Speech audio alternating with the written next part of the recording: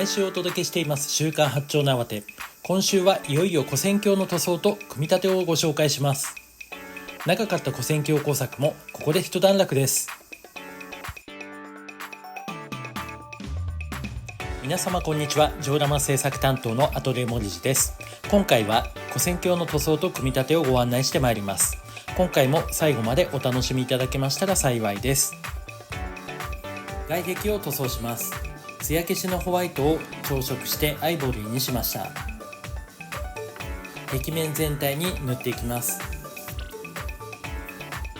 壁の裏側はほとんど見えなくなりますが、壁上面の部分から見える可能性がありますので、裏側もアイボリーに塗装します。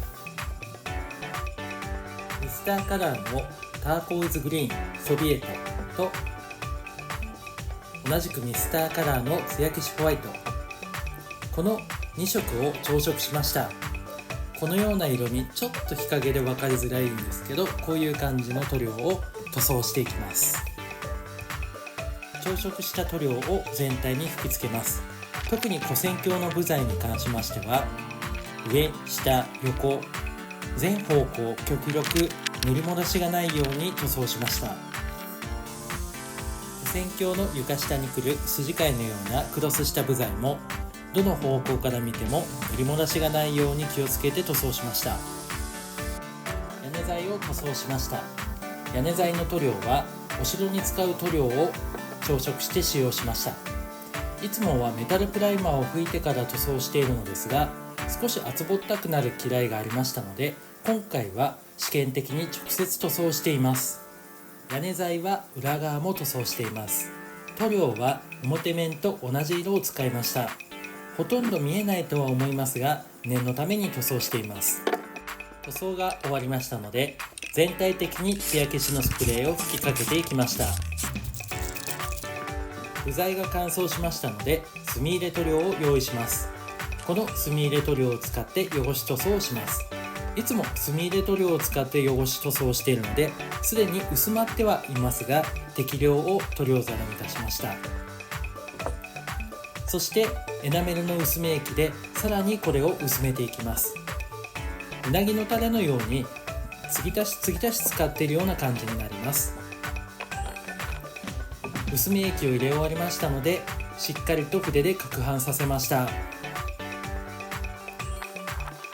く攪拌した塗料を筆で各部材に塗っていきます。部材の上側、下側、これを意識しながら筆で上から下、上から下と流すような感じで墨入れ塗料を部材に塗っていきました。ところどころ塗料が剥げてしまったりとか、修正を加えたい部分があったので、そこは墨入れ塗料を濃いめに塗装することでうまくカムフラージュしてます。塗装が乾燥しました。梅雨時なので何日か乾燥させています。乾燥した部材を確認していて気がついたのですが、跨線橋の屋根裏部分、本来はネズミ色になる部分が柱材の緑色になっています。マスキングが苦手なので、ここはプラ板を切り出して塗装して一枚一枚カットして接着することにしました。プラ板を屋根板の幅と同じぐらいに切り出します。跨線橋の屋根をあてがって幅を確認してカットしました。切り出した部材の塗装が終了しました。この部材を屋根裏に合わせてカットして接着をしていきます。接着が終わったので汚し塗装をしていきます。汚し塗装は墨入れ塗料を使用しました。続いて跨線橋の床下の鉄筋を接着します。その前に塗装した鉄筋部材を H 鋼に挟めていき、確認と調整をしました。部材をゴム系接着剤で接着していきます。向きを確認して慎重に接着していきました。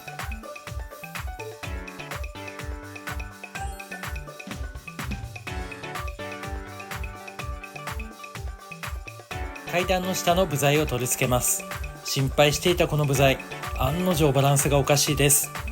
現物合わせで調整を試みたりフリーズしたりを繰り返しましたが、最終的にビル側の壁材を作り直すことにしました。プラ板に H 鋼の部材をあてがい、毛書きをして部材を切り出します。この部材何枚切り出したことかもはや記憶が曖昧です。ビル側の壁材を作り直しています。壁のサイディングを接着します。先ほどからここに至るまで紆余曲折がありましたが省略しました。補線橋に壁を接着します。完成後にあまり見えなくなるビル側の内壁から工作を始めました。はみ出た接着剤を取り持ちで巻いて取っていきます。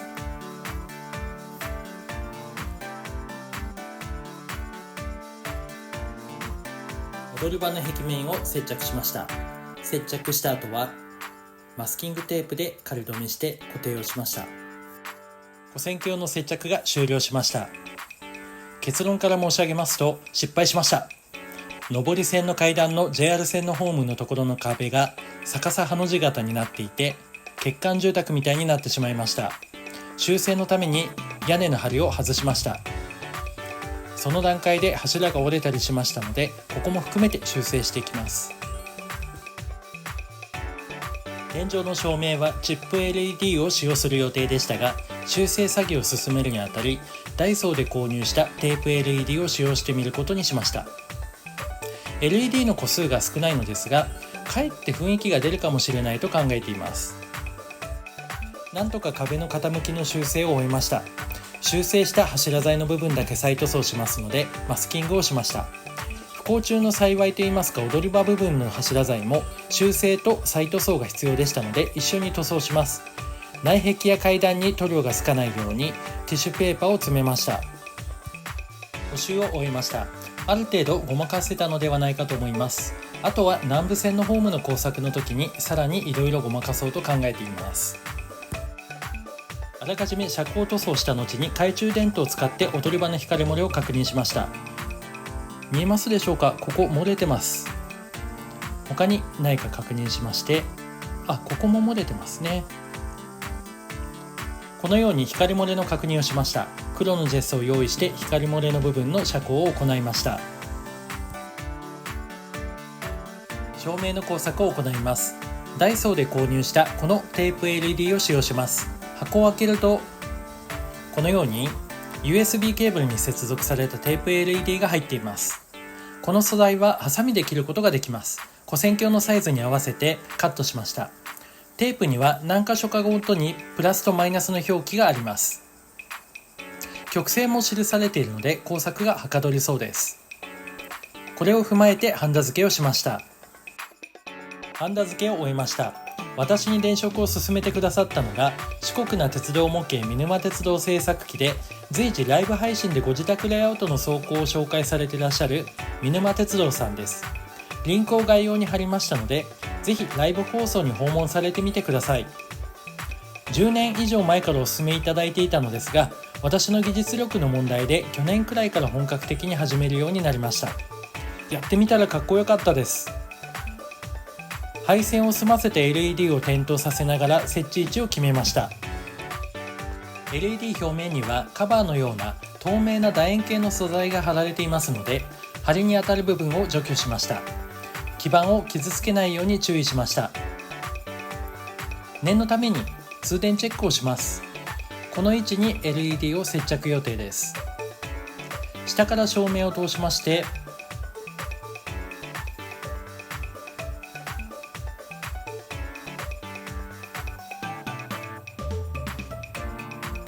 屋根をかけて光漏れがないかを確認しました。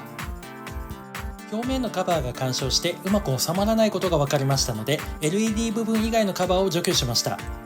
再び点灯確認をしてから LED を接着します。接着にはゴム系の接着剤を使用しました。最初に針材に接着剤を塗っていきます。 LED を接着します。 LED の端の部分にもゴム系の接着剤を塗りました。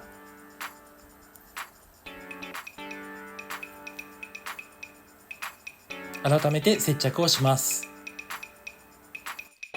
上り線の跨線橋の階段の踊り場の複雑な屋根掛けの部分の工作をします。床材を接着します。 LED の配線を接着します。サイディングの目地に配線を接着し目立たないようにします。配線を接着しましたので、再度 LED の通電チェックをします。苦手な工作なので確認を繰り返しながら慎重に作業を進めました。 JR 線の接続部分の屋根下が光漏れしますので、マスキングをしてジェスを塗りました。今まで制作したレイアウトで活躍してくれた人形さんたちに再度活躍してもらいます。私が利用していた日中はそれほどお客さんも多くないので、見えるところだけに人形を配置します。階段の上り口に1体、これから浜川崎に仕事に行く人を配置しました。床下に柱を接着します。下り線の跨線橋の階段が完成しました。 LED を点灯させます。ここまで本当に長い道のりでした。完成してよかったです。実はこの後再び大問題が起きるのですが、それはホーム工作の時に判明します。上りホームの跨線橋に内壁を付け忘れていたので、内壁を接着します。踊り場に人形を配置します。南武線のホームから見えることを想定して JR 線と踊り場の間の階段周辺に配置します。京急から南武線に向かう浜川崎に仕事に向かう人を探しました。踊り場はホームから見えなそうなので、階段の上の方に場所を変えました。2体配置し少し賑やかせています。踊り場の屋根材に遮光のためジェスを塗ります。屋根材で十分遮光できるはずなのですが、この場所は複雑な屋根掛けということもあり、ここからの光漏れはかっこ悪いので、念には念を入れて塗りました。上り線の跨線橋に LED を設置します。あらかじめこの字に組めるように LED を配線し、 LED 部分以外のカバーを剥がし目立たないように黒く塗りました。照明を仮配置しました。屋根を接着します。最初に一番複雑な接合する踊り場部分の屋根から接着を始めました。光漏れがありましたので、接着した屋根材を剥がして修正しました。再度点灯チェックし、光漏れがないことを確認して作業を進めます。踊り場の屋根の接着を終えましたので、屋根同士の接合部からの光漏れがないように注意しながら作業を進めます。屋根を接着したら照明を点灯させて断線の確認をしながら、内部からも押さえるように接着しました。また光漏れの確認もしています。屋根同士の接合部はそのままで完成のつもりでしたが、かっこ悪いのでプラ板でカバーを作ります。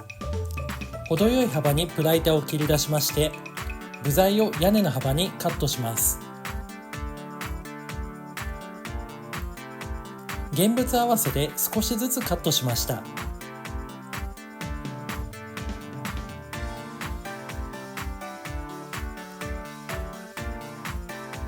カットを終えましたら、真ん中あたりに筋目を入れます。カッターでなぞって筋彫りしました。それをピンセットで折り曲げて部材を作りました。部材ができたら下地塗装をします。先ほど工作していた屋根材の塗装が乾燥しましたので、屋根に接着をします。屋根は塗料が剥がれやすいので、接着後はみ出た接着剤を取り持ちで取る作業も緊張しました。雨どいの工作をします。1ミリ角棒を屋根の長さに合わせてカットします。八丁縄手駅の跨線橋の雨どいは四角いタイプのものでしたので、角棒を使うことにしました。集水器などもアレンジしながら設置します。集水器も1ミリ角棒で作りました。ここに雨どいを通します。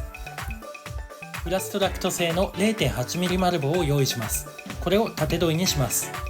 プラストラクト製の丸棒は細かい刻みで製品化してくれているので、とても重宝しています。集水器の場所に当てがい、現地画像を確認しながら作業を進めます。柱を先に接着した方が良さそうでしたので、先に柱を接着しました。接着をしましたら、ある程度乾燥するまで待ちます。プラストラクトの丸棒に細く切り出したプラ板を巻きつけるように接着します。部材を1回壁にあてがってみます。実際に現物合わせで作業を進めていきます。細く切り出したプラ板はあらかじめ丸く癖をつけてあります。その丸く曲がったところに接着剤を塗布します。プラストラクトの丸棒をそこに置いていく感じになります。なかなか細かい作業なので慣れるまで非常に時間がかかった作業でもあります。結構すぐ割れてしまったりします。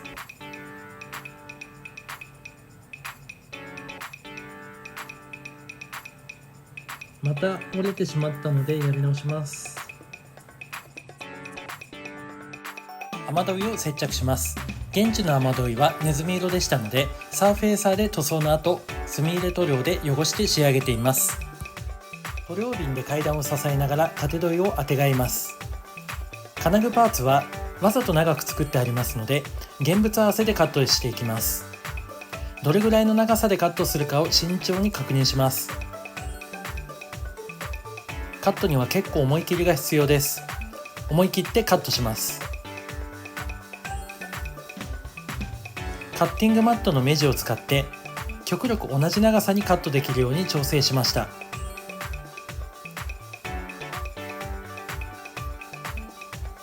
カットをしたらあてがって確認します。この調整を繰り返しました。工作の途中で金具の部材の接着が外れてしまうことが多くありますので、それを修正しながら作業を進めました。柱に接着する金具はすでに踊り場部分に縦どいを接着していることもあり、カッターでカットすることができません。そのため眉毛バサミでカットをしました。慎重に作業を進めています。跨線橋の製作が無事終了しました。こちらが下り線横浜方面ホームの階段、そしてこちらが上り線品川方面ホームの階段になります。